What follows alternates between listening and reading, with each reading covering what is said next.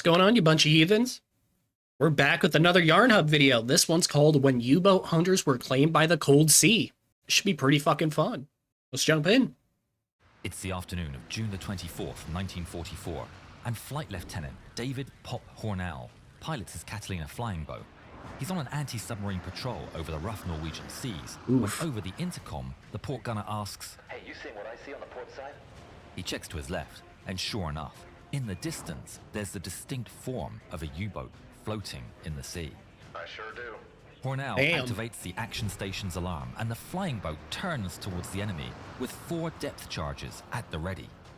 Below, spotters God, the German Catalina is really fucking cool. 1225 see the incoming aircraft. It's a cool Sound looking the alarm. plane.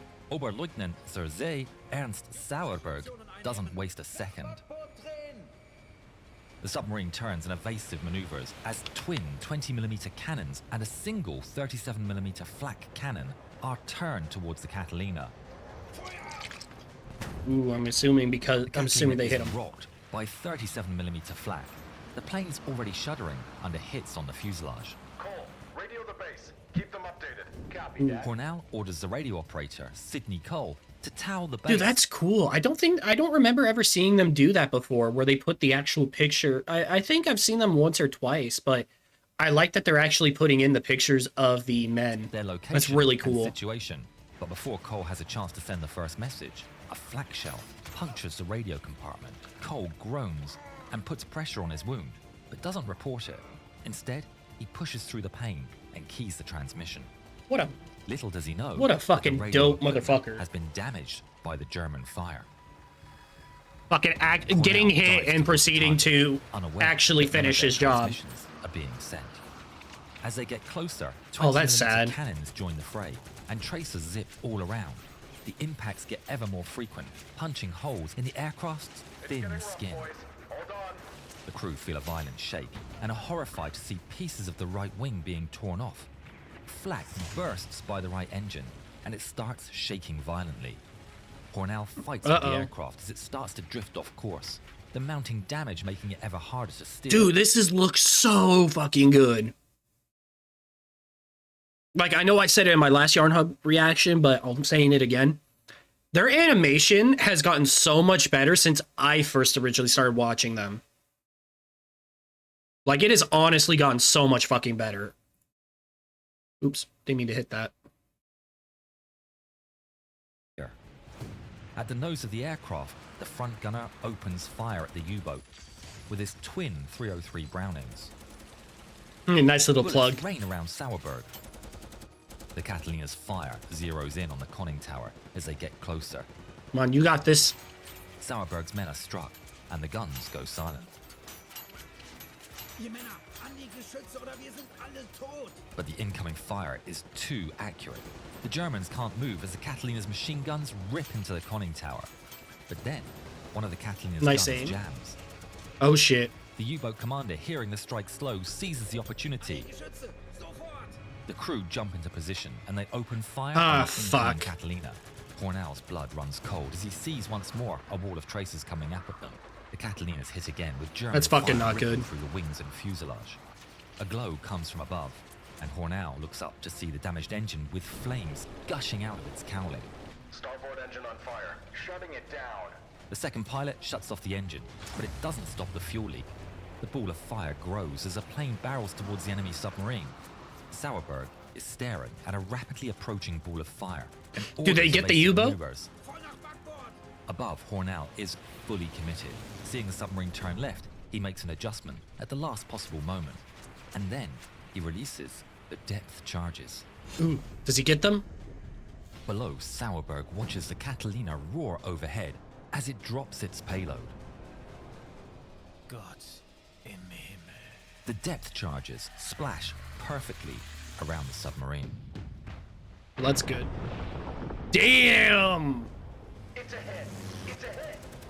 The aircraft shakes even more violently. Hornell looks up at the flaming engine spinning in the wind. He sees it shake its own mounts apart. The rivets and bolts come undone. The fuel and parts of the engine rip away from the wing. Oh fuck. Hornell knows they're not going to make it home. We're going down. Brace yourselves, men. The men all hold on, except Cole, who frantically signals SOS messages. Oh, but it as Hornell doesn't get prepares to land. out. The sea below is rough, but they've no other choice. Hornell turns his Catalina into the wind and prepares for landing. Oh, Floats fuck. lower, and the remaining engine is brought to idle. The waves only appear to get bigger as the plane gets closer to the surface. Brace for impact! Cole keeps keying SOS until the last possible moment, when he stops and braces for impact. Oh, shit, oh, shit, oh, The shit. Catalina hits the first wave. But there's a strong headwind. The force bounces the airplane and it Oh. surges 150 feet back up into the air.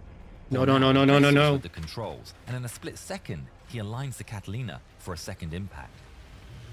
They slam into the next wave, and the plane once again launches, reaching 50 Oh. feet before plunging back down towards the water. Fuck. The still Come on, burning you got Catalina this. bursts through multiple waves before finally coming to a rest. Oh, what a great fucking pilot. Get out! Hornell urges on his men as he knows the Catalina can explode at any second. Flight engineer Donald Scott inflates a dinghy out of the left blister, while fellow engineer Fernand Laurent inflates one from the right. You all get on board! I'll push it! Hornell and some of the men jump into the freezing cold water to push the dinghy away. Cole bundles onto the dinghy. and God, makes that'd be sure to fucking secure the scary. Survival rations as the men start pushing. But then he remembers the radio. Wait, the radio! Hornell barely has time to understand what Cole has just said before Cole starts swimming back towards the Catalina. What are you doing? We need the radio. They won't find us. Don't! It's too late! Hornell is right. The men watch painfully as the Catalina Oh, sinks closer God. in flames and sinks. I don't know if that would have been worth it. That might have been worth it to They try to begin fucking get helping it. one another onto the dinghy. The Well, inside of the no, I dinghy guess is already not. beginning to flood as the men try to board. Hornell uses a helmet to throw water overboard, but then there's a cry.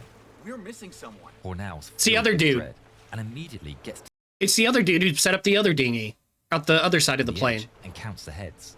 There's only 7. There's meant to be 8. It's Laurent! Fighting down panic, Hornell scours the rolling waves Am for I his right? missing man.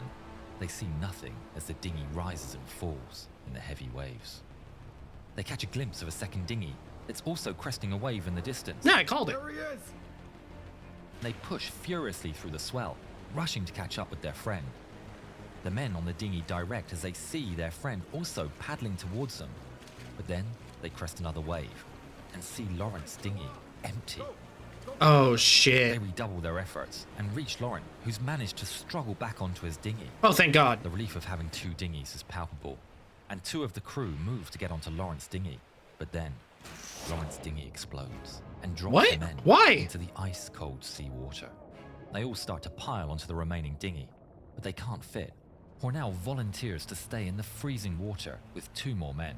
Hang on. We sent those distress calls. Oh, but rescue won't be here soon. Oh, shit. And not even just that, it's...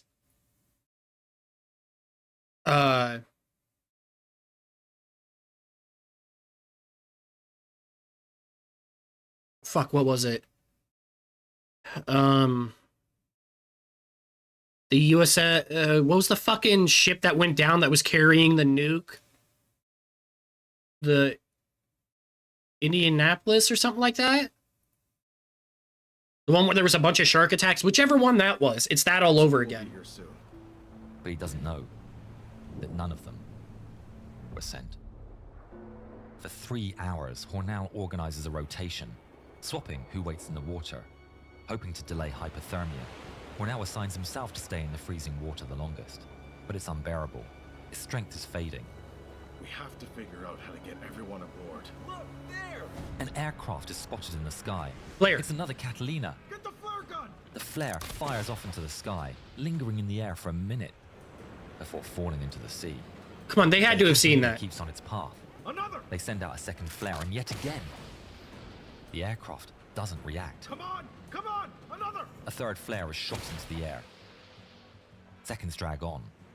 Dude, that's 3. Finally, They saw us! the Catalina turns towards them. We have survived this drift. 63 degrees north, 0 degrees, 30 minutes west.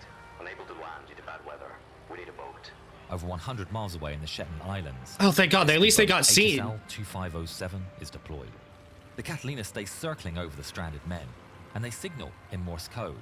High-speed launch on the way, help coming.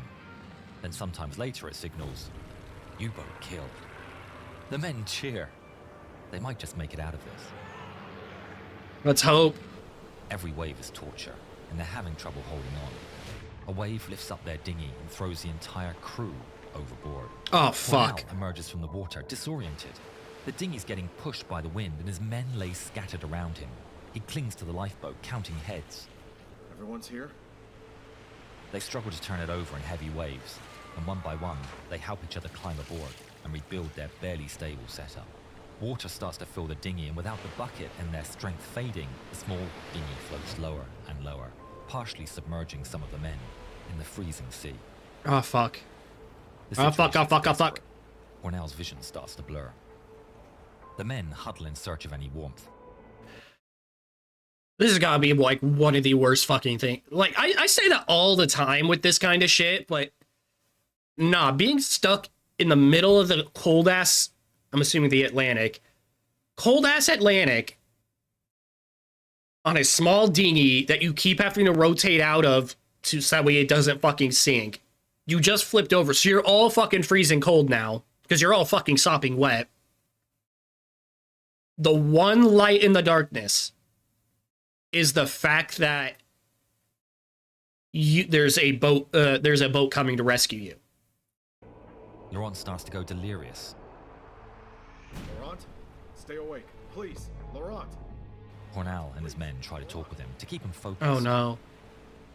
But it's no use. He's gone. Oh, The that... men are devastated. Cornell makes a difficult decision to push Laurent's body overboard. God, that's a horrible decision to have to make.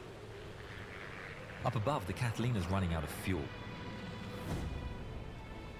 There's no choice. The crew radios the men's position one last time and turns for home. The men Oh, no. tears as they watch their hope fly away. And you just had to push your friend's body overboard. Oh no. They float alone in the sea. But then they see something in the sky. It's a huge aircraft. The men perk up. They start waving their hands and they see a big bomber turn towards them. It drops something from its belly. The men watch. It's a wooden boat. Oh shit. But the wind is strong and the boat gets carried away, flying off until it disappears from sight behind a wave. Ah. They bob up and down in the waves and see it floating 500 yards away. I mean, Swim. that's... You gotta... Despite being completely blind from the salt water and having no idea where the boat is, Cornell drags himself towards the water. The men swim after him, reaching out, grabbing his arms, trying to hold I him mean, back. that seems like Cornell something you kind of pleads, have to but go the men for. know it's no use, and they watch their lifeboat float away. Within hours, another man, Flight Sergeant Donald Scott, was claimed by the cold sea. So there are 2 men down A now. spotlight appears over the waves, illuminating the men. The rescue boat has finally arrived. Contact. We found them. After 21 long hours, the survivors of the Catalina are pulled from the sea. Laying on the dinghy, Cornell looks up, staring through his blurred eyes at the scene of his men being lifted out of the water. A sense of accomplishment washes over him, and with the last of his strength, he musters the smallest of smiles. Oh, does he die? His eyes close. Oh, you're kidding me. The sailors on the rescue He dies as the boat's there. What the fuck?